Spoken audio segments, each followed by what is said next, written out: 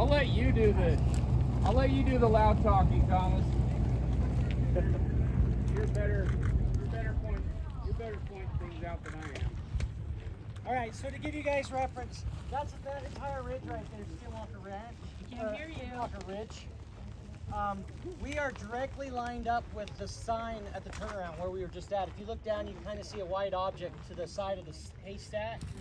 That's the sign. So that gives you reference. So the ranch starts right there, and it goes all the way across, and where the mesa dives into the trees, clear over there to the west, that's where Homestead 3 is. That's the west side of the ranch. Oh, okay. So it kind of gives you a feel for the expanse. And then if you look right over here to the left, you'll see kind of a square, like a little cube building. It's kind of got two white dots above it. Just to the left of that big tree. Yeah, the cottonwood tree there, just to the left. That's the South Tower. Oh. So you insiders that see the views from the South Yes. Tower, that's the South Tower. It's probably the best view of the ranch. Wow. So, and the property comes down past that. So that gives you an idea, and then it goes up on top of the mesa.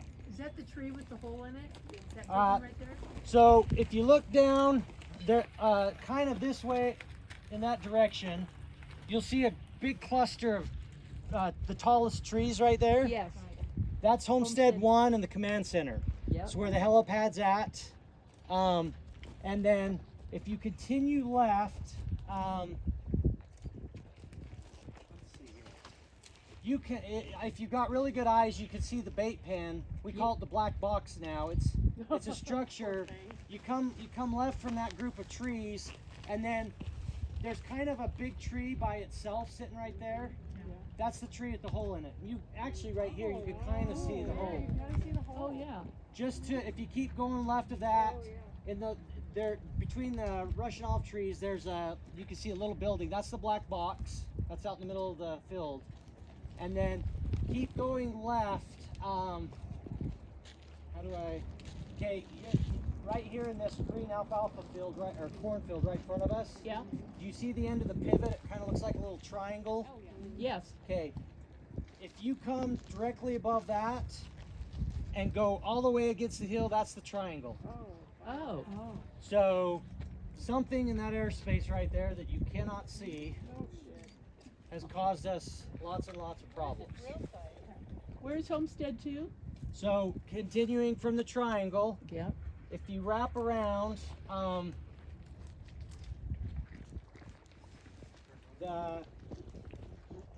you go quite a ways over. I'm trying to think the best way. All right, let's go all the way over to the other edge where the mesa dives into the trees. Yep. That's Homestead 3, and Homestead 2 is almost in line. From this vantage point, they're almost lined up with each other. All right. Yep. Matter of fact, that large group of trees you're looking at is most likely the trees right around Homestead 2. Yeah, Yep. if you look on the mesa, you can see the tower sticking up. Yeah. Okay, directly down from there, that's right above Homestead 2. So come down the mesa from there, that's Homestead 2.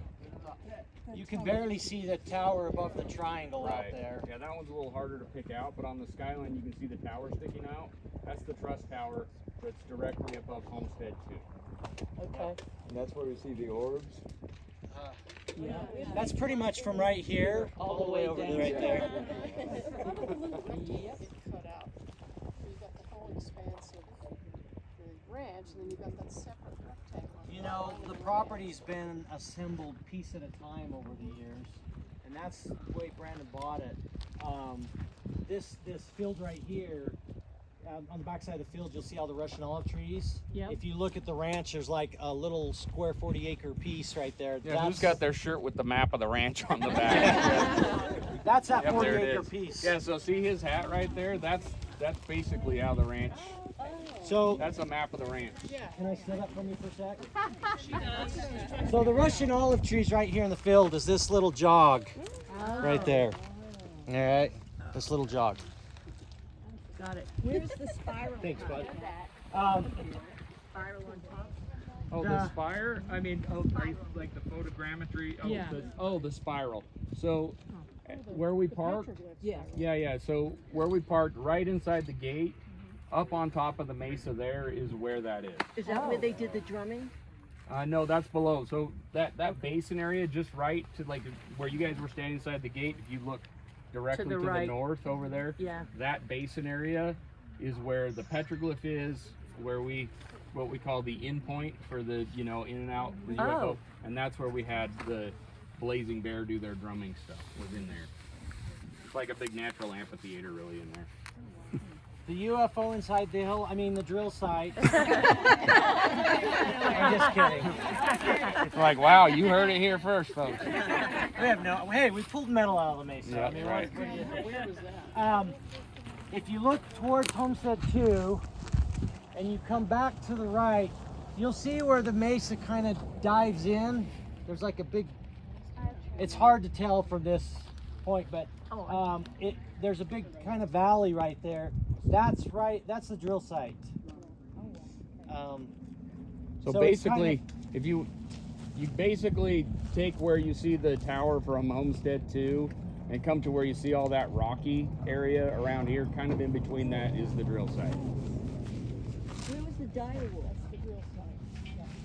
That was in down in the middle of the property is the creek that runs down through the middle, and it was floating in the creek. Are we gonna find any more information about that? Stay tuned. Yeah. Obviously, we have the first analysis, but I'll tell you, like, we want answers too. So, we'll keep searching until we get. So. I haven't even seen season 5. I'm from Canada. Oh, no spoiler I've seen one alert. episode. Oh boy. Well, you got a big Plus tree last coming. Well, really Big stay tree. tuned. The Yeah. next- You should hurry and stream it while you're here in your hotel. True. It just started on Sunday. So so Skinwalker Ranch really does sit at basically the bottom of the basin right here, the Una Mountains. The highest point in Utah is over there. It's Kings Peak. But the Una Mountains is the only major mountain range on the American continent that runs east and west. All the rest of them run north and south. So it is kind of unique, and the ranch sits almost center. We're always asking the question, why here? And we don't know. So. Why not? But if you do take a look at the Uinta Basin, which looks like a big bowl, basically, Skinwalker Ranch almost sits dead center. And so, is it the energy that's focused there because of the geography? We don't know, but for whatever reason, it's kind of been the epicenter of all the activity in this area, which happens all over the basin. Thomas is born here and raised here, and gosh, how many stories have you heard about people, Just, I could tell you last year while we were filming season 5 last year, there was a lot of very serious traumatic things that just happened right up this road, kind of up the valley right here. Oh, wow. I'm not gonna say more because we may cover some more of that, it's happening basin wide. We had some people that were being a little bit curt with us, and they're like, "Oh, so you mean to tell me that on this side?" Because they wanted to go on the ranch, and we told them we can't let you. And they're like, "Oh, so you're telling me on this side of the fence it's dangerous, and on this side it's not?" I'm like, "Well, no, on that side of the fence we're liable, and on this side, Exactly. the phenomenon spread basin wide. You see some crazy things. Now there are things that seem to be concentrated on the ranch or localized. The triangle, we've got some real good data suggesting there's things happening there that we're not picking it up anywhere else. So there are localized things, but there's strange things that happen. We've talked to a lot of these neighbors, and some of them tell us that we're crazy. And they're like, "We've been living here for 30 years. We've never seen anything." And then others, quietly, confidentially, they say, "Yeah, we've had some scary things happen." So, one of these individuals up this road came out one night. Their dogs were going crazy. Came out and came out on the porch and was wondering what the heck. The dogs were down on the front of the house, facing the house, barking, but they were looking up. Yep. They turned out on the porch, and there was a huge craft the whole length of the house, about 50 feet up off of the roof, just sitting there, and the dogs were sitting there barking. He ran in the house, shut the door, and the only reason he shared that was his wife forced him to. Wow. she said, tell him what's going on. He's all like, nothing's going on. She's like, don't lie, tell him. And he's all like, nothing's going on. And she said, look, they're doing science, you need to tell him. So he begrudgingly agreed to tell us because his wife made him. But so people aren't, there's still a lot of stigma around it. They don't want to be labeled as crazy or liars. So.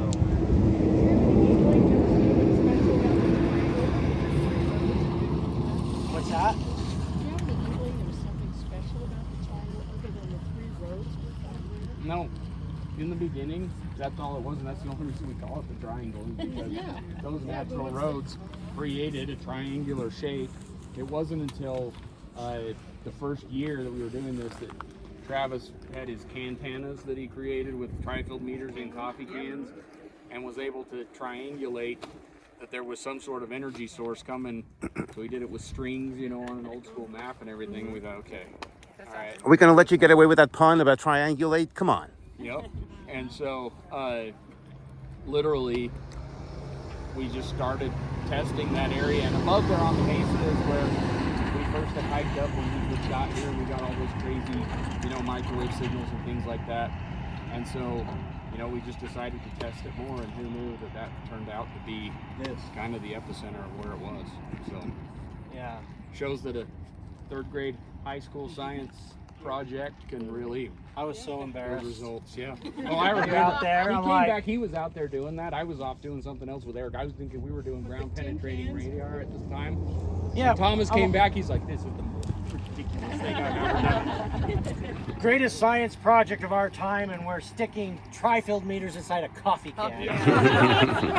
But it worked. So, and I failed science in high school, so who am I to say? Question, how come you, lately, there hasn't been that much done on Homestead 2 after you initially in the first season had all of that and the heat and the cold and the... Yeah, the thermals. So the answer to that is simply that there was so much. We had plans to, like season 5, we had plans, but there's so much happening, and right now, I mean, we're getting so much data out of the Triangle, out of the East Canyons area. Yep. We're just trying to follow the data, and obviously there's a whole bunch to follow up in Homestead 2 at some point, but it kind of got put on the back burner a little bit just because you know, we're limited on time and resources, and so. But it'll be revisited again for sure. What's that? The cone doesn't make it No. all the way down. It No. stops. Stops just It's shy. short. Yep. So Where is it? Oh, the cone. It's Homestead 2? there'll be a The lot dome. more Yeah. on that to come, I'm sure. I've got a question about Stay the tuned. blob. Has there been an attempt to communicate? I yell at the sky all the time. So was it a laser that you pointed at the blob and the laser stopped? Yes. And you say the blob's like 30 feet Well, up? we theorize that, you know, we've called it the blob. Okay. What we can say for sure is that the laser hit something. And, you know, right after that exercise, Bryant was out doing, I don't know what you were doing. You got to tell about being out and having someone come to you from the local area on the lasers. Oh yeah, hitting yeah. No, something. I was just getting gas at the gas station, and I told the people on the other bus came and knocked on my window, and I didn't know what to expect because you never know how those interactions are gonna go. So I rolled down my window. He's like, "Hey, you guys were doing a laser. You guys were shining lasers on Skinwalker Ranch, right?" And I'm like, "Maybe." I mean, how do you hide laser cannons up in the sky? You know what I mean? No. And he said, "You know that laser went up and it hit something and stopped." And I'm like, "Maybe." and he said, "Well, I was over here in the river bottoms, you know, which is probably a couple miles away." And he said, I took a picture on my cell phone." And he showed me a picture from his cell phone that was the exact same thing that we captured, you know, on our cameras and everything like that. And that was from a totally different area. I wish I would have got the guy's phone number and information. Yes. But yeah, it was a Native American guy, and he sat there. He's like, "Lasers can't do that." And I'm like, "I know." At least they're not supposed to, anyway. So do you ever take like a strong flashlight? If the blob's like, didn't you say 30 feet high? Do you ever go out there on your own and take a strong flashlight and see if it stops it? Well, we have these guys actually took lasers out there, just the regular green hand lasers. We've seen them bend. The laser going up and it bends. We've seen it split. So does that happen every time you go out there, or just No. sometimes? Just sometimes it's transient. Wow.